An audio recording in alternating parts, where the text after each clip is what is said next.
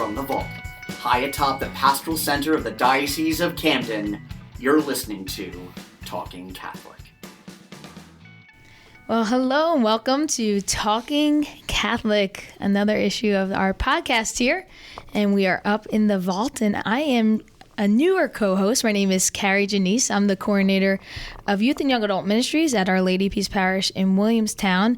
And I've recently taken on a role of helping Mike out co-hosting the podcast. So this is, I guess, officially my second one, but third. Yeah. This is at least your third podcast and probably the fourth one you've been on, because you actually co-host. You were a guest co-host. True. When what was it? We were screening a movie. It was Joe from Grassroots Films. Right. His last name escapes me at the moment, but his first name's Joe. Joe Campo. Yes. Joe Campo. That's who it was. Who follows, by the way, Talking Catholic on the podcast. Hey. And thanks, oftentimes, Joe. Sorry, I missed your last name.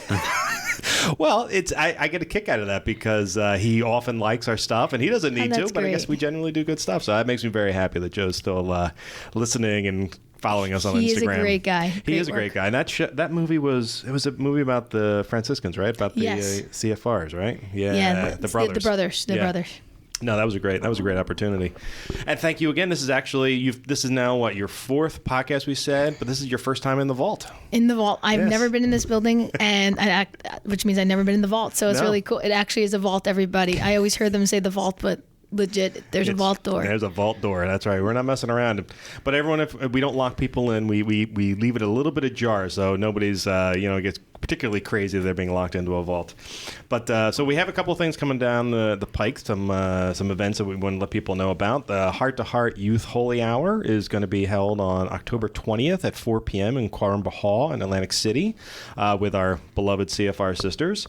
It's particularly designed for high school age youths. You've been to it, right? Yeah, I've actually attended that exact one last October was the one I went to. They usually hold it on the third Sunday of the month around or there and about.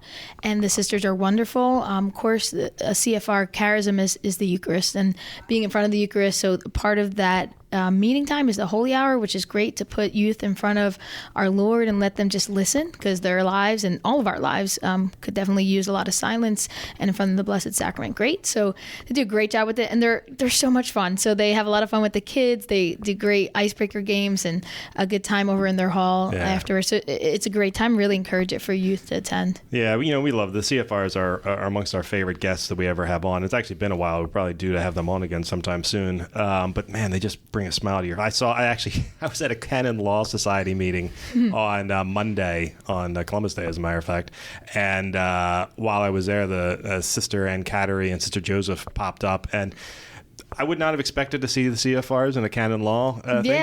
I would never put them there. No, but they happen to be friends with one of the guest speakers, an auxiliary bishop from St. Paul and Minneapolis Archdiocese.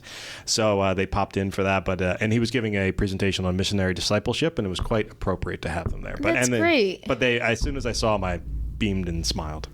So another event we got coming up is the Black Catholic Ministries Day of Reflection on November 2nd from 9 a.m. to 1 p.m. at St. Borromeo Church in Sicklerville. It's always a great opportunity. I was recently chastised that I have not been going to enough days of reflections and spending enough time on my spirituality. So if attending the Black Catholic Ministries Day of Reflection is something that appeals to you, I highly recommend it.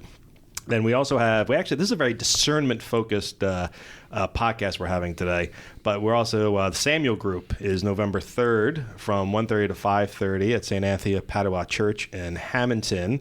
This is another event that's specifically designed for people who, for young adults or youth? Young adults, men and women, 18 to, I believe, 35 or so. And the sisters would know more information on that. But I believe you would have had to sign up by now or sign up in advance. Right. But you could still, if this is something that might interest you, you can still reach out to, I believe, Sister Agnes. Is it Sister Agnes? Yeah, you have to have Sister a phone Agnes. interview with her. And all of our details for anything that we're promoting here are on the CamdenDiocese.org website on our events page, so you can go up there to learn more. But the Samuel group is certainly something that, even if you're not in this circle, you might want to sign up for a future one, because they'll be having multiple Samuel groups over the years. And then Man Up Men's Spirituality Conference is something I've been a part of. That's on November 9th at Paul VI High School. It's an all-day event specifically geared towards men. I know for a fact, and studies show this, that men have a very difficult time, feeling comfortable in public displays of their own spirituality. It can be difficult in this very secular age to feel as though you can talk about being a Catholic in public. So we had Deacon Anthony Sio on about a month ago, I would say, to talk about, and Anthony Scafidi, another member of the committee, on to talk specifically about Man Up. If you haven't heard that podcast, I highly recommend you go back to it. But you can find a lot of information online at manupsouthjersey.com. Tickets are still available, and it's really a great event. And quite frankly, if for no other reason, come for the food, because it's Paul VI, man, has great caterers. I highly recommend them. Men love to eat. It's we great. really do. It's if we know we're going to get a meal, it's amazing. We'll tend to show up to places. And I think also too, feed your bellies and feed your spirituality, because us women, especially for the fathers and the husbands, we really do rely on our men to be the spiritual leaders of our household. So definitely for your wives, for your children, for whoever's in your life, if you're single, it still is a great event for all men to go. And one thing that I wanted to mention before we move on to the next thing was that this year there will be a bus that'll be taking people from the Cape May County area. So that information regarding that is also available on manupsouthjersey.com. So feel free to check that out. Now, the other event we have coming up, and actually sort of leads off everything that I already talked about, is a priest discernment meeting on October 20th at 2 p.m. at Our Lady of Peace in Williamstown. And since I've never been to one, and I'm fairly certain Kari's never been to one, then we figured it was best to bring in someone who might have some knowledge of that. So we decided to ask Father Adam Ch-hess-key, who's the Vocations Director for the Diocese of Camden, to come on board. Thank you very much for joining us in the vault. Your first time in the vault too, right? No, second time. That's right. We had you on. Good morning again. So it's great to be back. It's my second time in the vault. My first time was about a year ago, maybe? Yeah, I think so it was. So it was a recently ordained kind of interview, and then how things have changed and now look at you. so fast at times. Running the whole program at this point. That's right. But it's great to be back, and a true blessing to be a part of Vocations now. So I love following the Camden Priest and I Race for Vocations social media pages, because certainly Father Romano, your predecessor, and my colleague John Kalitz did a great job sort of teeing that up for you, and now you're able to come in but oftentimes what the postings will be missives from our seminarians about what their journey to the priesthood has been like, and it's very fulfilling. And I'll tell you from a social media standpoint that when we repost those things on our diocesan social media, huge hits. People love hearing from the seminarians. Yes, yeah. They really do. And we're blessed with good guys that are able to come up with these. I mean, we ask them to write several articles each year, and they come through with such amazing kind of insights and different views on things. And Carlos Santa Teresa just wrote a great one about the Rosary and how important that is in our life. So if you haven't read that, really check that out, because it's a great article and just a great meditation for making the Rosary a part of your life, but also in discernment and seeing how our lives kind of play out in the life of Christ, and how Christ is the center of everything, and how we can learn so much from him, and especially in the Rosary. So he's it was a great article. So. Yeah, it's just that it was just posted. I actually just saw it before I came here, and I didn't get a chance to click on it yet, but I did see it's not just the Rosary; it's just the Rosary related to the seminarian's discernment and the life of a seminarian. And I thought, what a neat take on the Rosary in the month of the Rosary, October. We just celebrated that on October 7th, the feast day of Our Lady of the Rosary, and really great to see him relate that. And it always amazes me, Father, you work closely with the seminarians, so you know how busy their lives are. I know, right? You were just one, so that's right. Not too long ago. It wasn't too long ago. So. And that they take the time to educate all of the lay people, and maybe those that are discerning, about what a seminarian's life is like, and just these insights. I always find that amazing that they take that time to do that. And guys, we really appreciate that. Yeah, definitely. We're truly are blessed with a lot of good men, good quality men. We have 14 guys in formation right now. So 2 are transitional deacons. So that's Deacon John March and Deacon Peter Gallagher. Deacon John is in Seton Hall, and Deacon Peter is over in Rome. So, but we are blessed with the number of guys and how open they are with their own journeys and their own struggles, because we know it's not an easy one, and it's one that they do have a lot of good support from their parish, from the people of our diocese, and as Mike was saying in the beginning, how Father Mike Romano and John Kalitz really built up not only the media presence of the Camden priests, but also that culture of vocations, and that's something that's really grown, and Kari's a part of our iRace committee, which is something that really took off. And I remember the first year that when they were measuring people with stopwatches, and it was just kind of doing everything, we've come a long way. guerrilla style, but it's come a very long way. So it's just beautiful to see how much it's grown, and to see that process, and especially with the men, to see. A lot of them I was studying with, so some of them I lived just a few doors down from, but to see them grow and to see them really take on the responsibility not only of a seminarian, but also a future priest, and one who loves the Lord and wants to serve. So, yeah, I think that's beautiful. Yeah. Father, take us back a little bit just as a seminarian for you, and how you see life has changed. And how many years ordained are you now? Two and a half. Two and a half, yeah. You know what? Actually, going off of Kari's, can we go even further back than that? Can you talk about your discernment process? Because I think that's something we talk about a mystery a lot, and I find that the discernment is more of a mystery than almost anything else. What was your process like? Yeah, and everybody has a different story about how they ended up, and my story is a lot like many of the others. It starts out, as a cradle Catholic, so born into a family that's actually my dad's Protestant, my mom's Catholic. Oh wow! But my mom raised me, and I have 2 older brothers in the faith. And it was really something that I really loved as a little kid, and something that I grew up with. But the reason I really got to meet a lot of priests is because of my mom working at a parish in Millville. She works now at All Saints in Millville. Father Pete Idler is their pastor. But when I was a little kid, if my brothers weren't there to watch me, they were a couple years older than myself, so on days off from school and things like that, I would have to go to work with her. And, that was oh my gosh, terrible. That's my son right now. But it's good to hear this. It was terrible for me, but I got to do some work around the office and just kind of be a pain. But I got to meet a lot of priests through my time there. So, and I got to see a whole different life of them. I was used to seeing them on Sunday at the Mass, and you kind of put them in a different place. But then when you see them, going to the gym, talking about baseball, talking about what we would consider normal things, it was like a surprise. Like, wow, they really are just like us. But then you also see the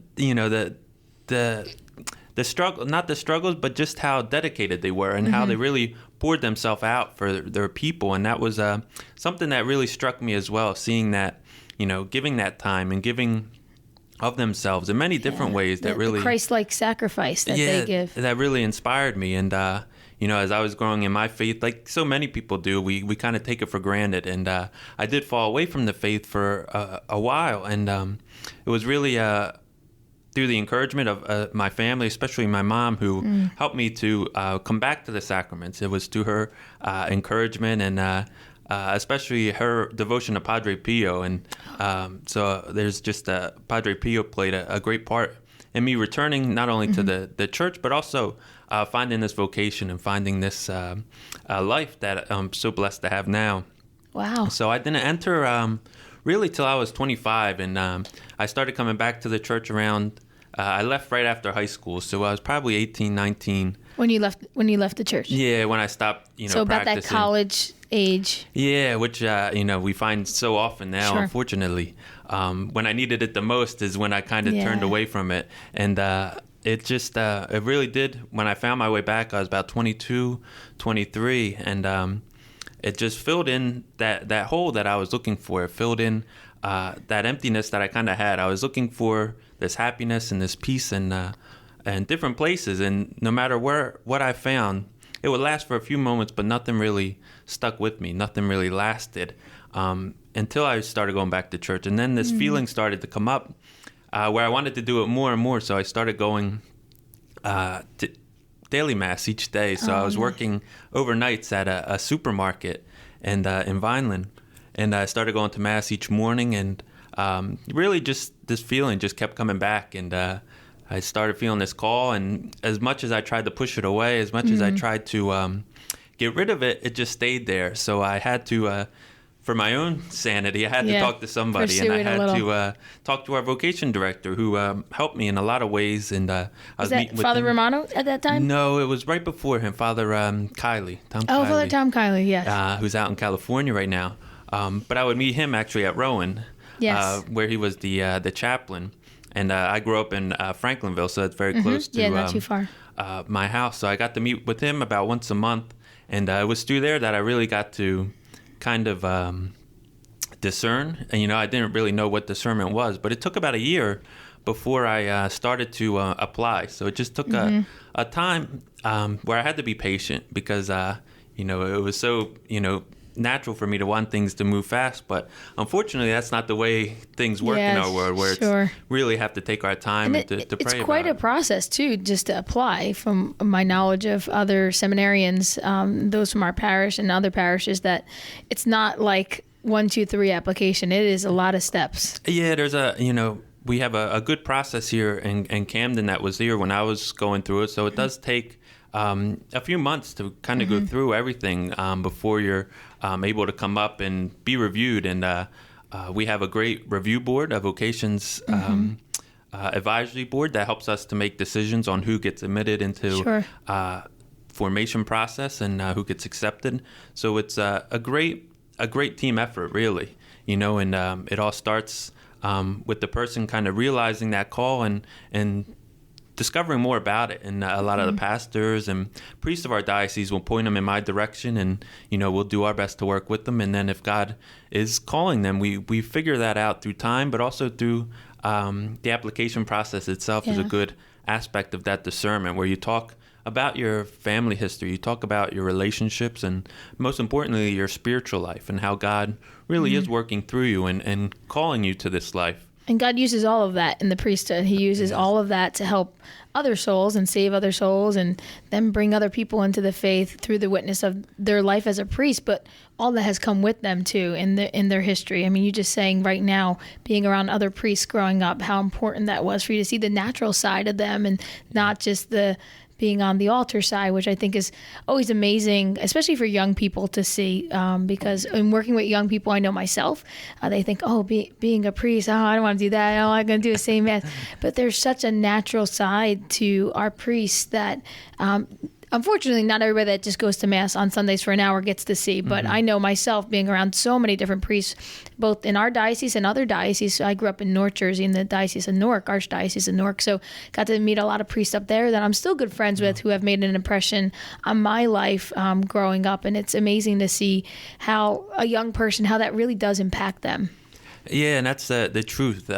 Every priest is different. Every seminarian is different. And the way and the things that we do experience do help us to relate to others. And I always said, I always worked at the supermarket, before during the day. I always said that taught me so much about not customer relations, but how to deal with and to talk with people is just a great experience. And it was a challenge at times, but it was something, again, that you use in different ways. Like, it never leaves you, and you're able to relate to so many different people who have the same struggles, the same challenges, but also the same joys and the same interests. Where you're not just locked in. You're a person with different sides, different viewpoints, and being able to relate to others and to share that joy and to share those gifts is such a important part of the ministry. And the life of a priest is something that's so different in every day. The things that you encounter, the people that you work with, the people that you meet. It's a variety of kind of ups and downs at times, where you'll go one day from celebrating funerals to a wedding to a regular weekend mass and maybe a baptism thrown in there at some point. Anointing at the hospital. So, no day is ever the same. And, it's interesting. Every day you wake up with that, what's going to be today? Yeah, what's going to happen? What call am I going to get today? Yeah. So it's just a great experience, and I'm just I'm blessed to be able to share it and to be able to encourage other men to look into it and to think about it. Yeah. So what about the discernment meetings? That's the first thing coming up next, right? So what could, let's say a young man has been thinking about the priesthood, wondering if he's got a calling, thinking he might be hearing a call from God, and he sees that there's this availability for discernment meetings. What can he expect to see when he shows up on your doorstep? Well, me, of course, I'll be there. No, but that's a great question. So it's the discernment group helps in a lot of ways. And the first thing it shows them is that there's other guys thinking about it, that they're not the only ones. They're not, strange. They're not, well, this could never happen to me. But it's a question that many guys think about. And, it takes a lot of courage to come to these discernment groups. And our first one, as you mentioned, will be this weekend. So it's an opportunity for men to come together, just like the Man Up Conference, to pray about it and to really see how God does call all kinds of people. None of the seminarians are the same. None of the priests in our diocese are the same. But to be able to see that firsthand, I think, does a lot. So it's just a great opportunity to first come together to see other men who have thought about it in different capacities, whether it's a very strong calling or whether it's just something that they just wanted to explore, something they think God might be calling them to. And then it helps to build a good prayer life as well. As we start to do Lectio Divina, as we pray on the scriptures, we discuss different topics. We'll be using a book to save 1,000 souls, which that book is amazing. Not that I read it for my personal use, but I've heard about so many great things about it. Oh yeah, and I just heard him. He gave a great talk at our national conference for directors of vocations, and just amazing priests. And we've been using this book for a while, different chapters each time, because the book is just full of good information and just full of different stories, different things to think about, to pray about, and to help you discern. So our first topic will be this is what priests do. And, as we talked a little bit about it, there's so much. I mean, we could talk for many podcasts about different aspects of it, but it's, sometimes it's good to hear these different things that they do, things that we might not think about or things that we might not see ourselves being able to do, but knowing that, if God is calling us to it, that he will help us and that we will be able to. Yeah. Sure. I'm sure there's a lot of encouragement that goes on there. I also imagine there's a lot of walls that just break down as soon as people walk through the door, like, oh, wait a minute, I thought this was going to be completely different. And here we are. This guy's just like me. He's in high school or he's in college and just been thinking about it, or people have been telling him, hey, did you ever think about becoming a priest? And, there's a lot of similarities probably between them. And as you mentioned, differences in personalities and where they come from. But that inner calling, I think, is probably the common thread.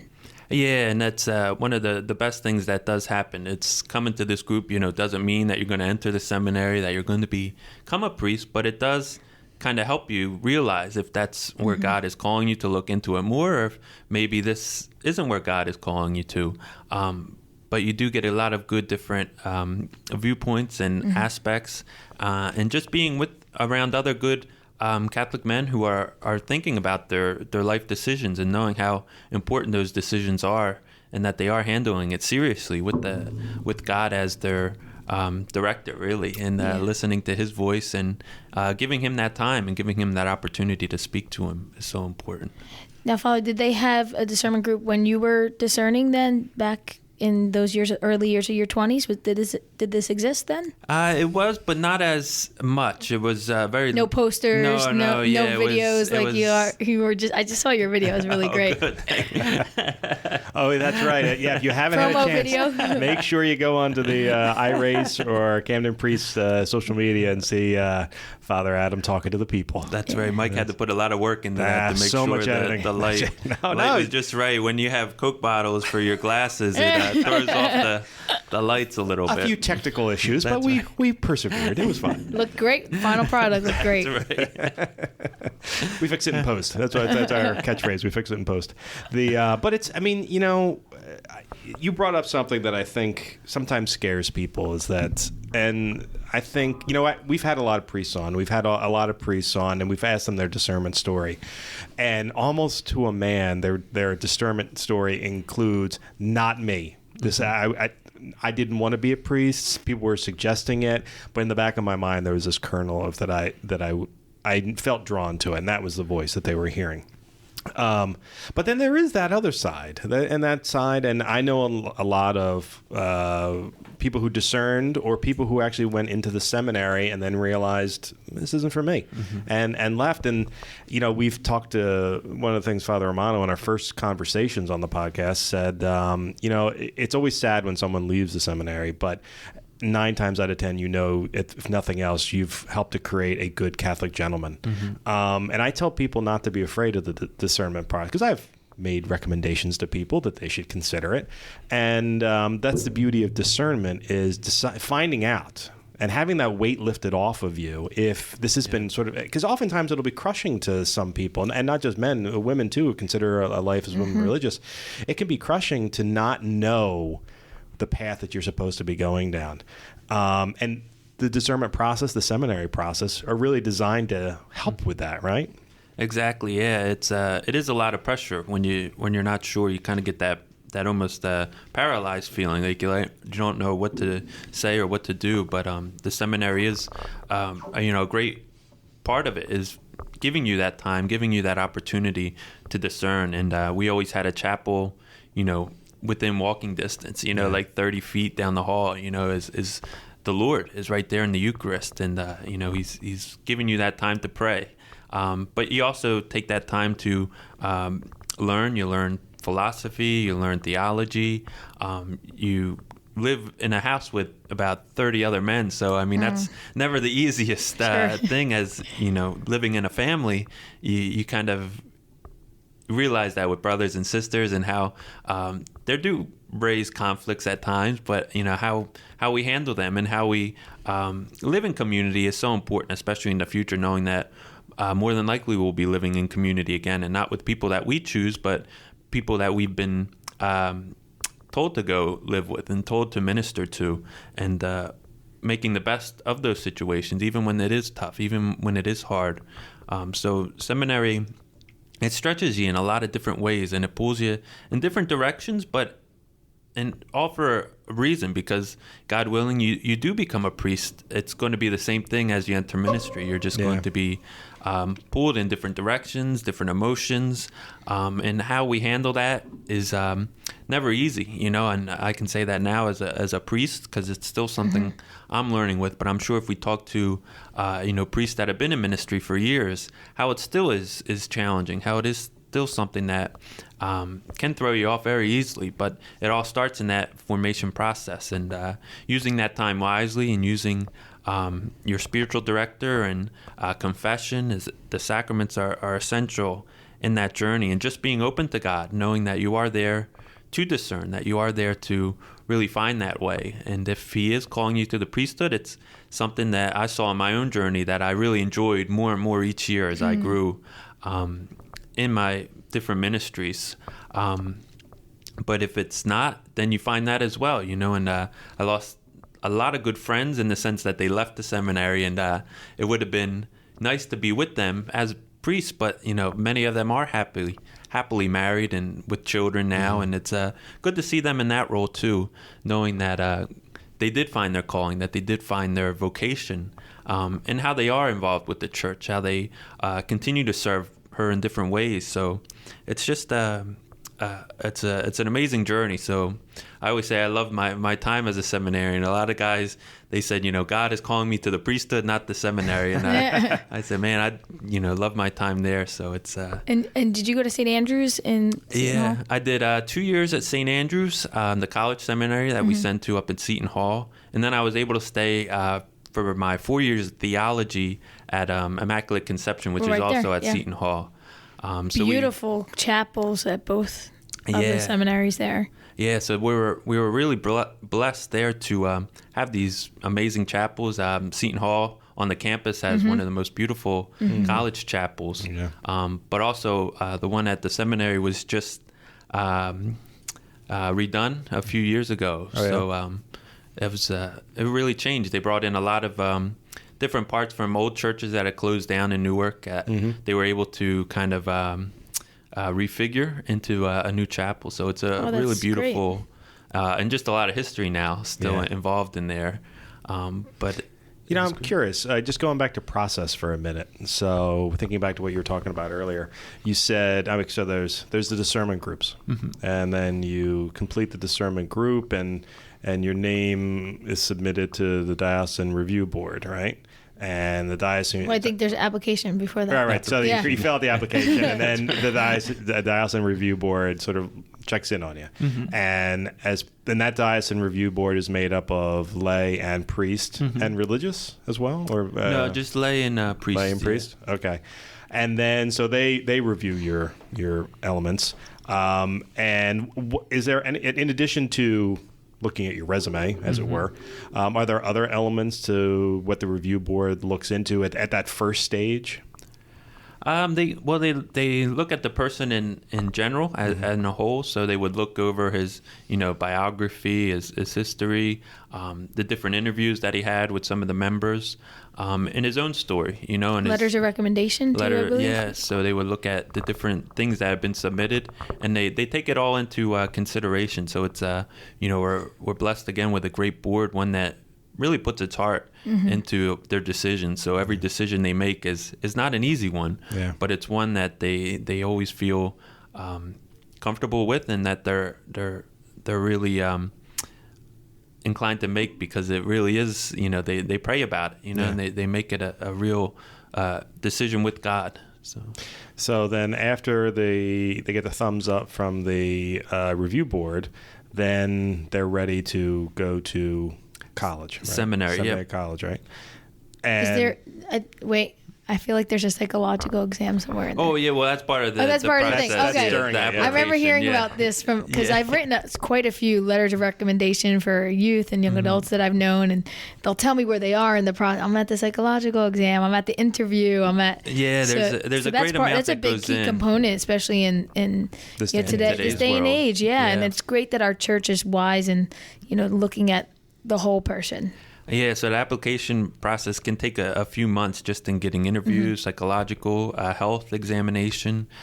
So we try to cover, the 100% the whole person. This way we see, who they are and, what they're bringing with them, and the things that they might need to work on. There's no perfect candidate in the sense that nobody's going to be ready to be ordained tomorrow, but we all have different things that have to be formed and different things that have to be worked on, and it continues after ordination. We still work on a lot of these issues that often come up, but it begins in that process of just identifying it and seeing if they're able to grow, and if they're able to work on that and to overcome any challenges or any things that we might encounter. Yeah.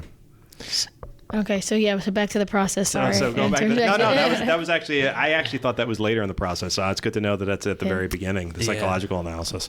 So then there is I know there's always a mass before when we have a welcome mass. Yeah, when a new seminarian is announced, right? Because there are only two people who will ever know who the next seminarians are going to be are yourself, John Kalitz, and the bishop. And John Kalitz keeps his mouth shut, and I never find out until it's announced by the bishop. So we have great. We know how to hold a secret until it's time for it to become public. So then there's a mass, and then they go off to college, right? Yeah, usually the mass takes place beginning of August, and then we usually have what we call the retreat for seminarians, but it's kind of convocation where there's a retreat aspect to it. So we usually have a speaker come in, and he'll give a retreat on the priesthood and different qualities of the priesthood. But it gives the guys time to be together, because most of them are on assignment during the summer, different things. Yeah. But it allows them to come together and really share about their own experiences, and to just to have fun together, and to be in a relaxed setting where we know that school will be coming up, and what we are looking forward to, what we're not looking forward to, but what looks ahead. What are the things again that we need to work on, things that maybe came up during the summer, maybe came up during our assignments. How do we work on that, and what would the next step be? So it's it's a great process. But that's down the shore, right? Is it down the shore area? Most of the time, it's been down at St. Alphonsus. So August. As long as the weather's nice, we're in good shape. But so we've been blessed too with that. I think last time we had a little rain, but nothing too crazy, where we were still able to enjoy the beach a little bit and relax. And we had Father Mariusz Koch give us the retreat, one of a CFR priest from he's actually at Seton Hall now. He's a spiritual director up there for the house. Oh, really? But he gave a great talk on the spirituality of the priesthood. Beautiful. Okay. So then they finally go off to college. And when you first start seminary, you're in suit and tie, not in clerics, your black right? suit, almost like the men in black, they call them. So black tie, black suit. And that's for class every day too, or everyday wear for class, right? Everyday wear. Polo? It's usually polo, something, nothing. You came crazy. like a college student with sweatpants and that's right, and t-shirt, whatever you rolled out of bed. Or anything. Because every day, both in the college seminary and in the major seminary, starts off with morning prayer from the Liturgy of the Hours and Mass. And those are the two best ways to start your day, because it does bring you together as a one house and one family to be united in prayer and to pray for each other. But it also unites us to Christ and gives us the Eucharist each day, which continues to feed us and continues to help us as we discern and as we are formed. So it's those are the two big things in the morning, and then the college. Each day is different. Just about for each guy, they'll go to their different college classes during the day. Same with the major seminary; they'll be in their graduate courses for theology, and each schedule is different. But it's always bookended by morning prayer, usually 6:30, 6:45 in the morning, and then there's evening prayer, which could be around 4:30, 5 o'clock. Where again allows the guys to really bring a close to the day, and to begin that night. And at times we do have classes at night, but that usually depends on each man too. And then there's plenty of time in between to pray, to go to the gym, to do intramural sports. So they can have that regular college feel, even though they're living in community at the seminary. Yeah, I mean, you become part of the community itself. Go to basketball games. I mean, Seton Hall's known for basketball. Yeah, so right down at the Rock, the Prudential Center, they play. So those are always available, depending on your schedules. Yeah, and sometimes you have obligations for the seminary where things you're not able to attend. But for the most part, it's one of those where you really can enter into the life of the campus and the life that's around you, because you're bringing Christ. For college seminarians, most people don't know that you are a seminarian. A lot of them don't even know what a seminarian is when you tell them that. But they have some classes that they would be in with non-seminarian students? If you come in without any kind of college experience, you would have to take your normal math classes, English classes, core classes, so the things that you would any college student would need. So being among them is a great missionary disciple, is being able to educate and to teach, often by their own example and their own witness. And a lot of them do help out with college campus ministry and different events going on. There's a big pro-life club at Seton Hall that many are involved in. And it just gives you that opportunity again to, change hearts and minds, because people, a lot of people don't know what a seminarian is, don't know a lot about the Catholic Church. But it does have a great presence at Seton Hall where it can change people. So it's...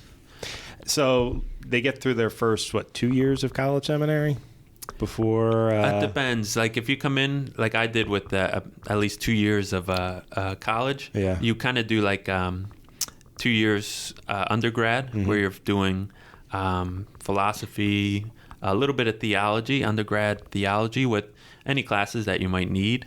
So that's usually about 2 years. But if you came in without any kind, you would do 4 years. Do 4 years, okay. And then you make it into full seminary after that, and that's when you finally get your collar? That's right. That's where you start to wear the uniform. And everyone calls you a priest, but you're not a priest, and you have to say, I'm a seminarian, not a priest. And they're like, what's a seminarian? And you have to explain it all over again, why you're dressed like a priest, but not really a priest. And how many years is that? Another 4 years. Another 4 years in Seminaryville. So that's about 8 years of seminary. Like a doctor. Yeah. Like a doctor. Yeah. That's right. For me, it was 7. I did 2 years undergrad, and then I did 2 years in the major seminary, so for the graduate courses, and then I had a year for pastoral year, which was a great experience for me, where I worked in Galloway, lived in Galloway for a year, working in the parish, and it opened my eyes to a lot of different things. One, it kind of showed me that, I might be able to do this, actually. It might be possible for me. So it helped me in a lot of ways, my pastoral year. And not every man takes a pastoral year. Is it voluntary, or is it recommended? Or it's on a recommendation basis, so it comes. I needed one, so I was happy to have one, and it made the difference for me in this pastoral year. So it's something that I grew in, and something that really helped me to kind of adjust my focus when I came back to seminary. Yeah. And then I finished my 2 years back at Seton Hall. So. Yeah. And that final year is the diaconate year? Yeah, the final year you get ordained a deacon, God willing.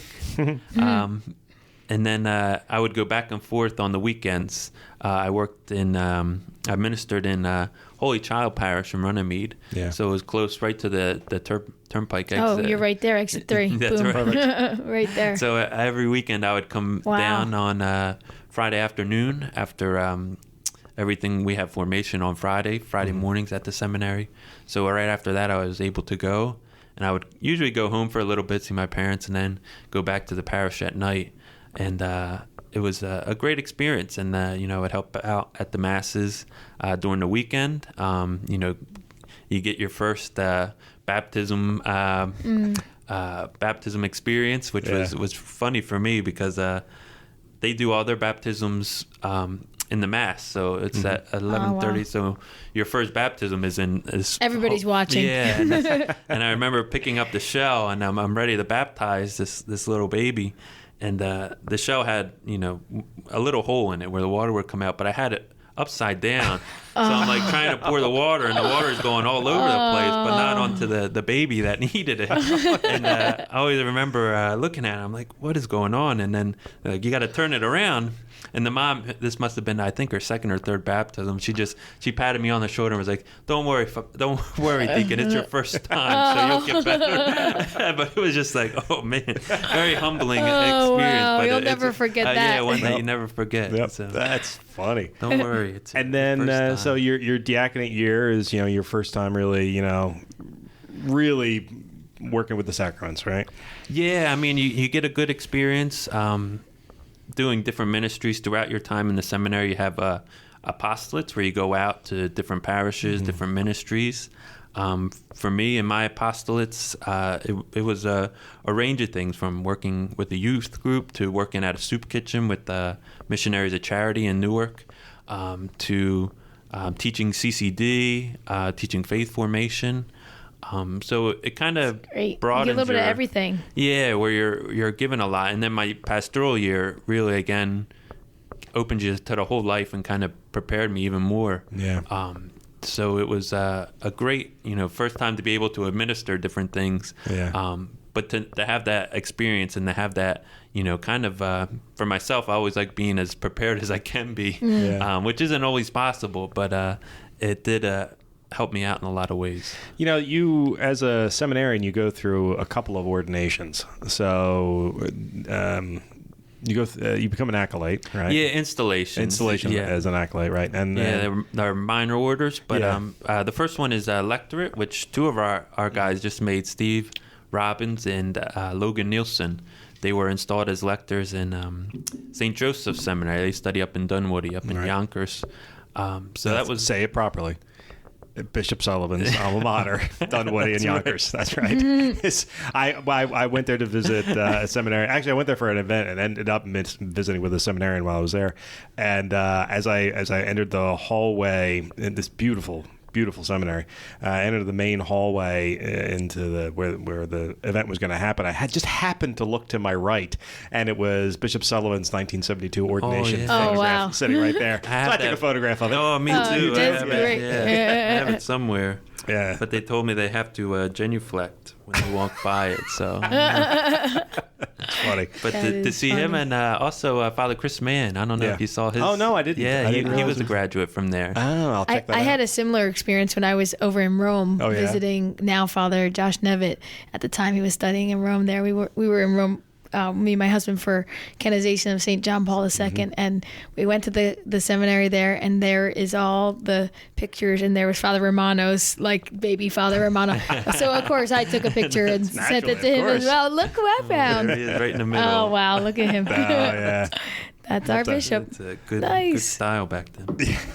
That was a very hardcore back in 72.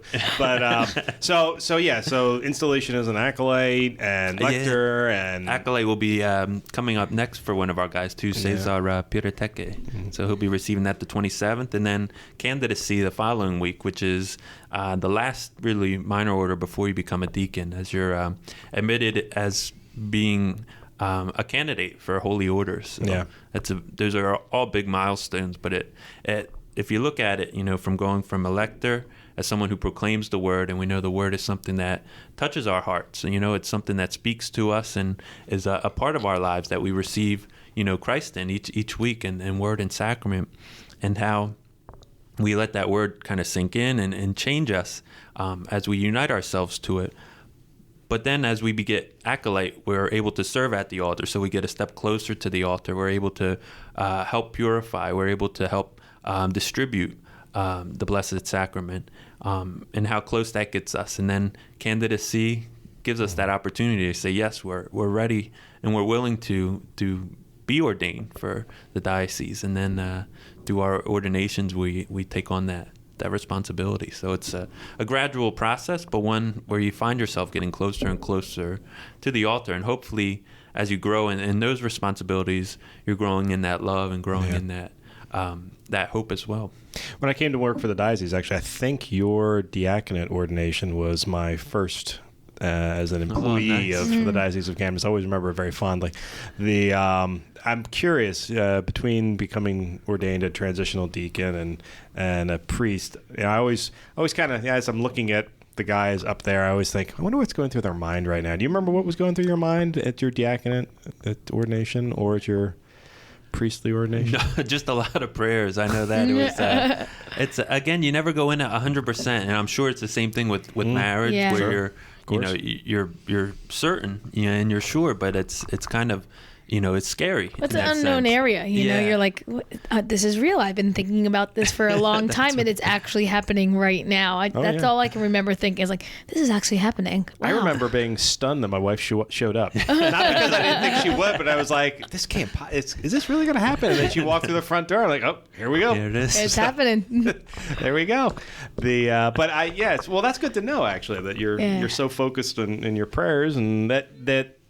Maybe not doubt, but there is a part of you of uncertainty, even on the day of your ordination. I mean, I think that makes sense. We're all very human.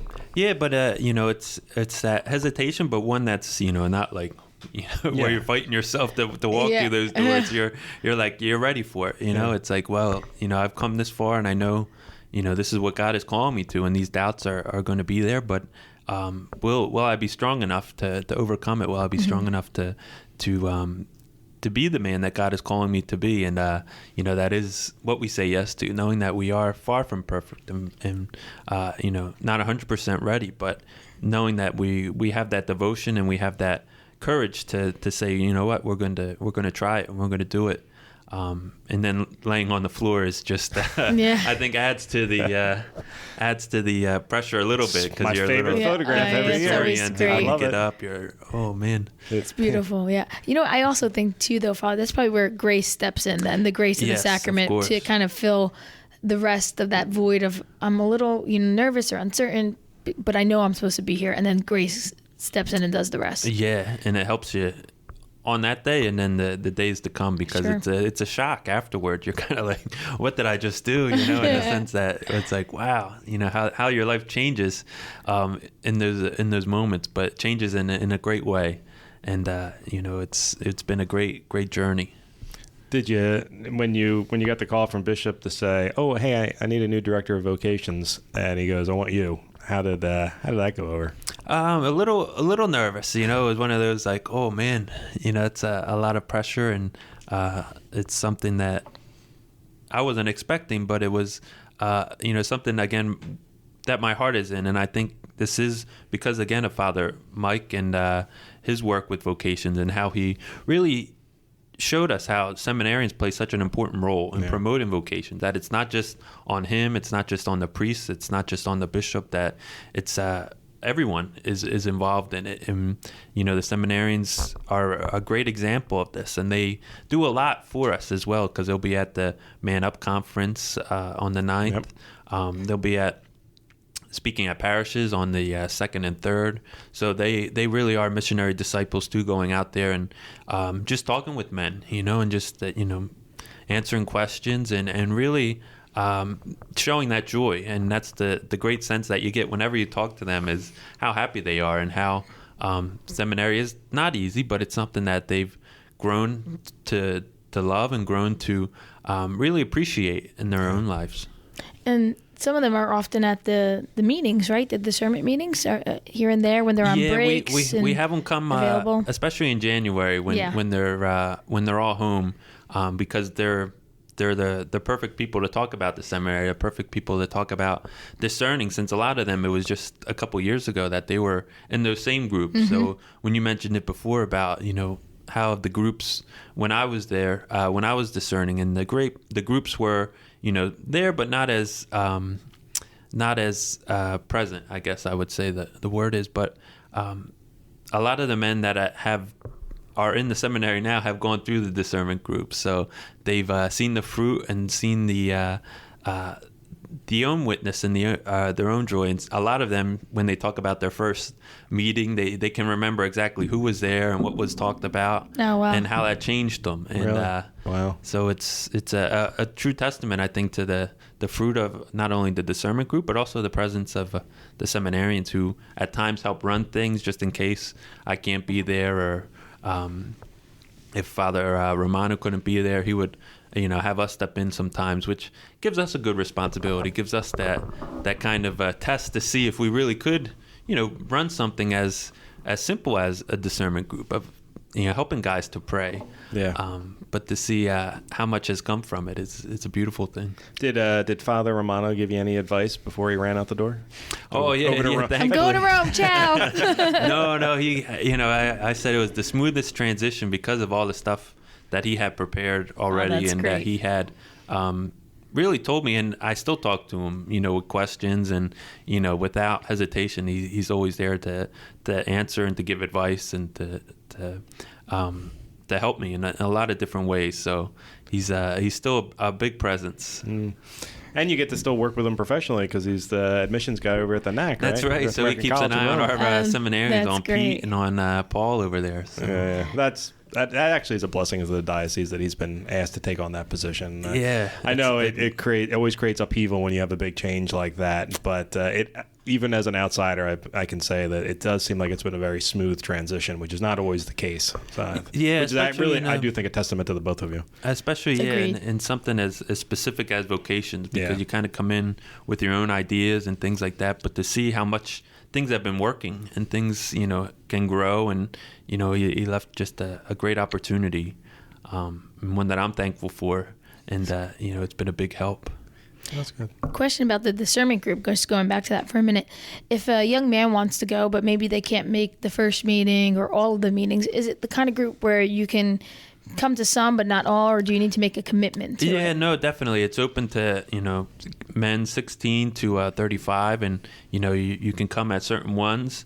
Again, if you're thinking about applying, that takes some more meetings with myself, and that's just usually one-on-one where we can go over different things and to see if you're ready or if that's something in your heart. But yeah, you can come and go each time because the topics will be different. I encourage you, to really come to the January one to meet our men. If you haven't met our seminarians yet, they'll be running the one in January. But to come to this first one again is just a good opportunity to see that you're not alone, to see that there's other people with the same calling or the same kind of inkling that, God might be calling them to this life. But to know that it is a journey, one where we have to be patient. It's not one that we can just say, you know what, I'm going in. So, it's, well, let's take our time and let's find out, let's work together on it. Okay. Any last minute questions as we're about to wrap up? Father, what advice can you give to maybe a young man, 16, 35, that is like listening to this and saying, well, maybe, how can you give them that little extra push of encouragement? Yeah, definitely. I would, if you're able to come to the discernment group and to meet me or, meet the other men that are thinking about it, but also to talk to your parish priests. We have a lot of good priests that are willing to talk with you and to help you out on that journey as well.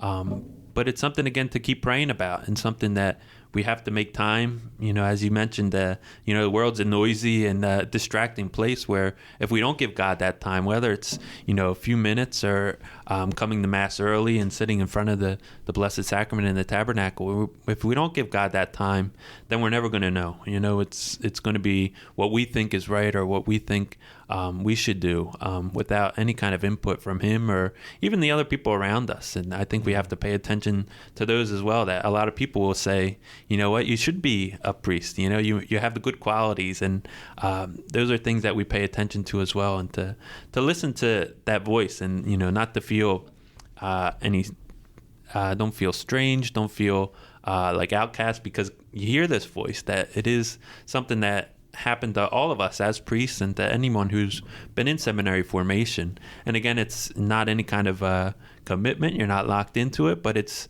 just shows that you're being open to it and that you're listening to the voice of God in your life.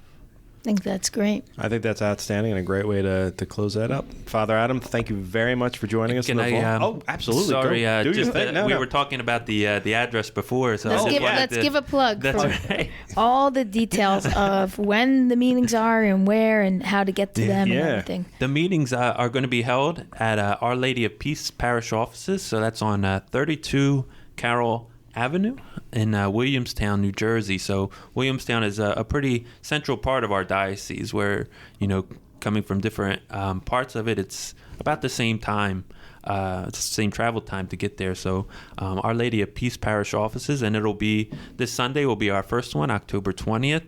The meeting will go from 2 to 3:30, and it's plenty of time before the Eagles game, so you don't have to worry about missing the Eagles that night. That's a big game for us. Well said, sir.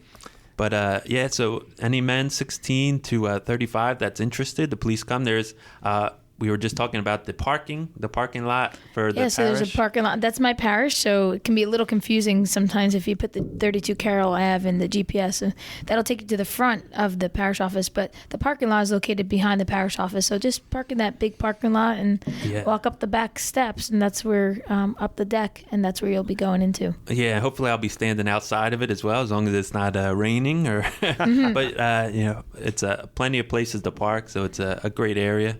And a big parish, so it's a beautiful area to have this discernment group. So I'm always appreciative of Father Maz, who's the pastor there, and Kari, I know, has encouraged so many of her own youth to come out to it. So we're very thankful for Our Lady of Peace and for all that they've done for Vocation. And Father Maz is a former Vocations director as well, so he can learn a lot. Feels strongly about Vocation. We have the poster in our youth office with all the dates on it. So I've been drumming it up for the young men. Cool. So And of course, we'll have that information in the show notes. We'll additionally have in the show notes that to learn more about becoming a Camden priest, you can go to camdenpriest.org. And as you said, if you don't want to go down that route, talk to your parish priest. Yeah, they're always the first stop for a lot of guys, and then they'll encourage you or they'll help you out in that journey. So trust in them too. And at some point when the next iRace is scheduled, make sure you come out to iRace as well. That's going to be a fun event. So it's one Always that's really grown over the years. From stopwatches to more professional now. That's right. And Father Romano, if you're listening, I can't wait to turn it into a Catholic jamboree, which is that's his biggest worry. Is that now that he's gone, I hear your phone ringing right now. Oh no! I'm going to take it over. All right, everybody. Well, thank you, Father Adam, for coming in. Thank you, Kari, for co-hosting, and thank you everybody for listening. And we'll be back next week. Thanks, everyone.